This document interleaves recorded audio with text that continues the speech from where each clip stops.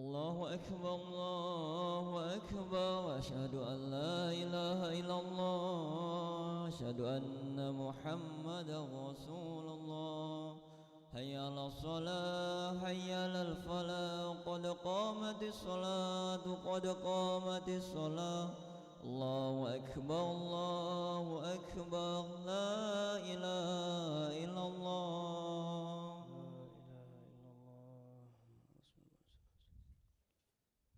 استووا استقيموا واعتدلوا تقاربوا. اللهم إنا نسألك رحمتك التي أسألك اللهم.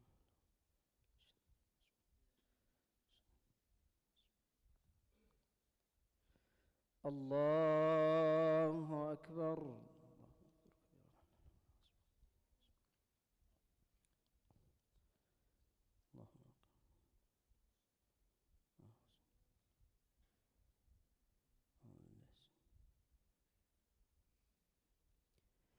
بسم الله الرحمن الرحيم.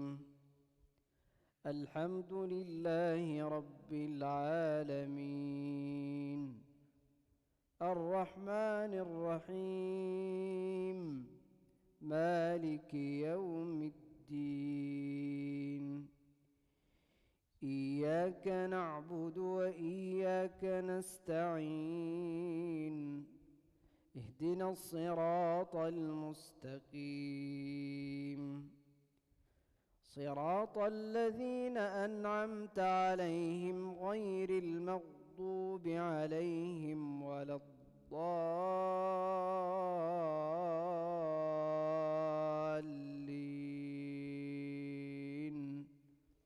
آمين.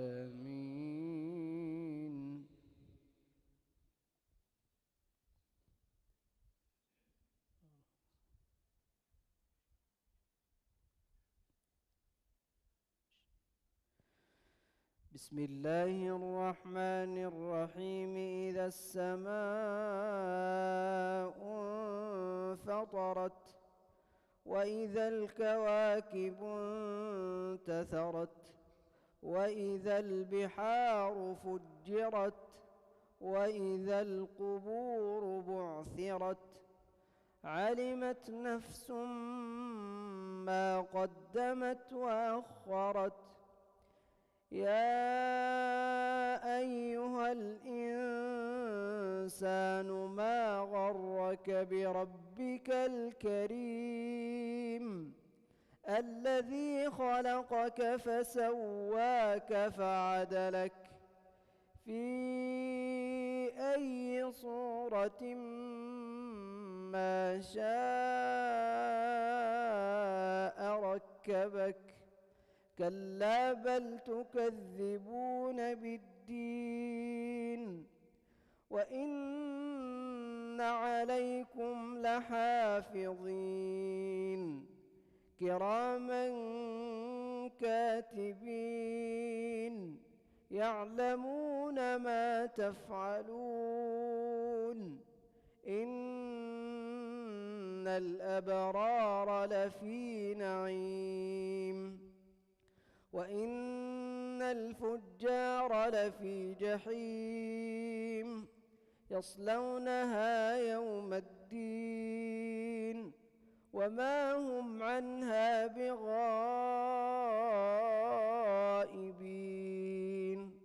وما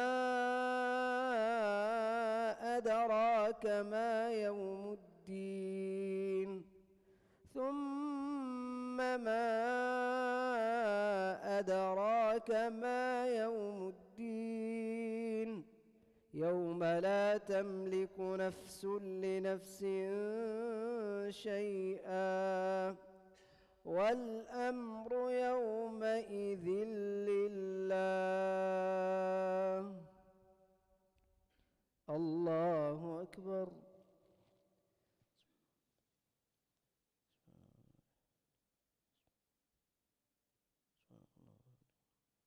سمع الله لمن حمده.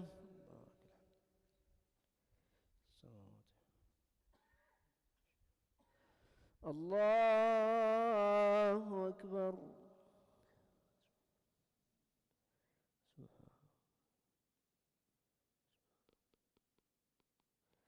الله أكبر.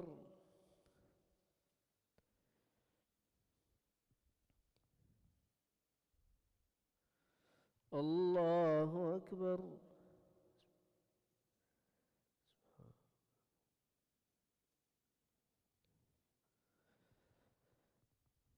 الله أكبر. بسم الله الرحمن الرحيم.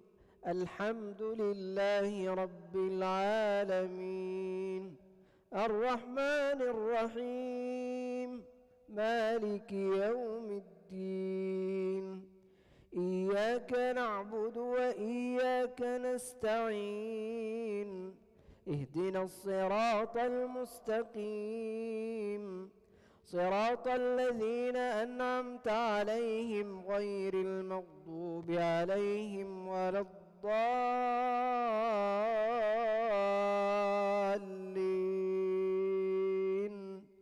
آمين.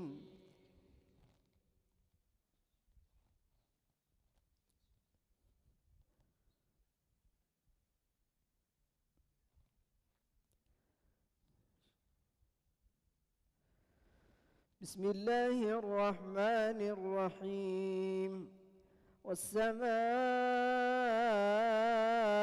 ذات البروج واليوم الموعود وشاهد ومشهود قتل أصحاب الأخدود النار ذات الوقود إذ هم عليها قعود وهم على ما يفعلون بالمؤمنين شهود وما نقموا منهم إلا أن يؤمنوا بالله العزيز الحميد الذي له ملك السماوات والأرض والله على كل شيء شهيد. إن الذين فتنوا المؤمنين والمؤمنات ثم لم يتوبوا فلهم عذاب جهنم ولهم عذاب الحريق. إن الذين آمنوا وعملوا الصالحات لهم جنات تجري من تحتها الأنهار ذلك الفوز الكبير. إن بطش ربك لشديد إنه هو يبدئ ويعيد وهو الغفور الودود ذو العرش المجيد فعال لما يريد. هل أتاك حديث الجنود فرعون وثمود بل الذين كفروا في تكذيب والله من ورائهم محيط بل هو قرآن مجيد في لوح محفوظ. الله أكبر.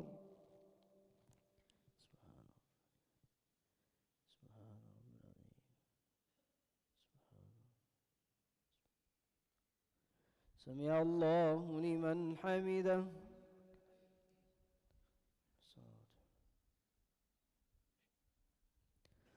اللهم اهدنا فيمن هديت وعافنا فيمن عافيت وتولنا فيمن توليت وبارك لنا فيما أعطيت وقنا واصرف عنا برحمتك شر ما قضيت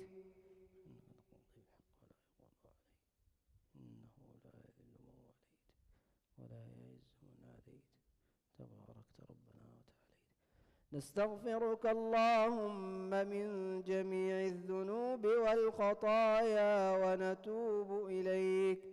ربنا ظلمنا أنفسنا وإن لم تغفر لنا وترحمنا لنكونن من الخاسرين. ربنا آتنا في الدنيا حسنة وفي الآخرة حسنة وقنا عذاب النار. سبحان ربك رب العزة عما يصفون وسلام على المرسلين والحمد لله رب العالمين.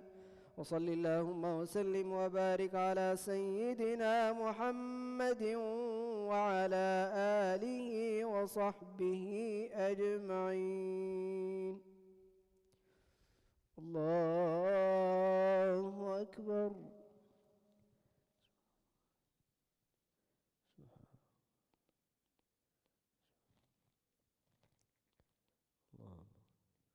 الله أكبر.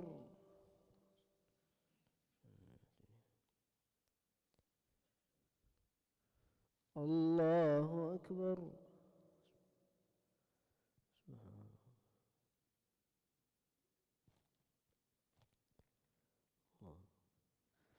الله أكبر. السلام عليك أيها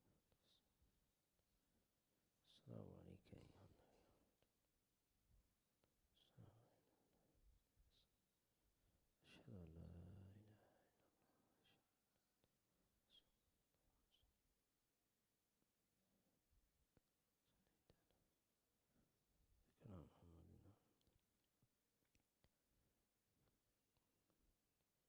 إله إلا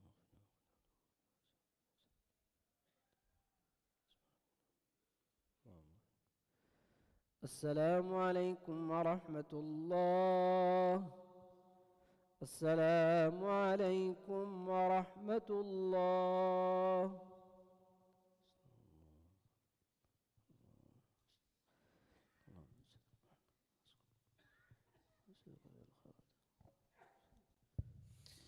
نستغفر الله العظيم الذي لا إله إلا هو الحي القيوم ونتوب إليه.